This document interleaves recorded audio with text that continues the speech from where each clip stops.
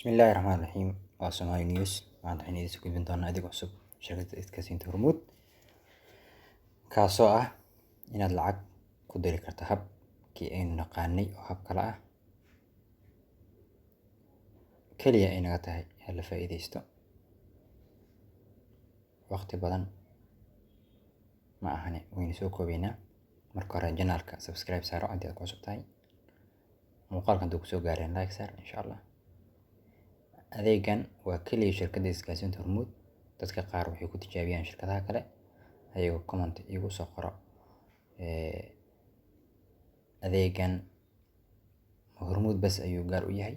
Haa ayaan leeyahay anigu shirkadaha kale Somtel inta badan ma galo, maxaa yeelay inta badan dadka waxay adeegsadaan Hormuud. Waxaa soo labayso Somtel soo labayso ayadana xoogaa waan farageliyaa, laakiin ma ku dheeraado. Hormuud ayaan inta badan ku dheeraada. Weli waxa faa'iido badan aan kasoo gudbiyaa, wax xumaan aan kama soo gudbiyo. Marka hore waxaa leedahay xidig 735 afar gees ayaa leedahay, okay ayaa leedahay. waa hab cusub oo lacag loo diro. Haddii aan kugu celi mar kale, fadlan geli weli pinkaaga. Pinkeygan hadda waan bedelanaa, laakiin waan gelinaa. Marka intaa geliyo wuxuu leeyahay fadlan geli mobilka lambarka lacagta aad u dirayso. Waa tusaale ahaan waxaan leeyahay 6 hal 5 10 1 2 3 4 5 6 ayaan leeyahay. Waa iska tijaabo moogta. Fadlan geli weli lacagta. Fadlan geli lacagta weli anigu hadda maadaama lacag aanan u diraynin lacag xoogan ayaan gelinaa. Ma ogtahay inaad $1 u wareejiso lambarkaas. Waa lambarka hadda halkaas kugu yaalo.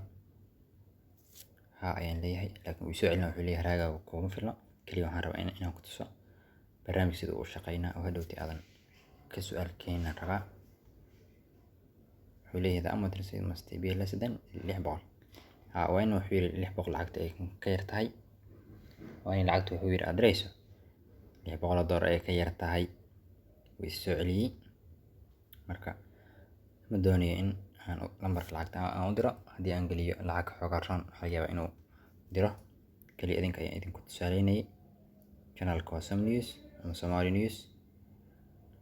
Si toos ah waxaad inoo socotaan barnaamijyadii caadadiinu ahayd. Mar kale channelka subscribe saar haddii aad ku cusub.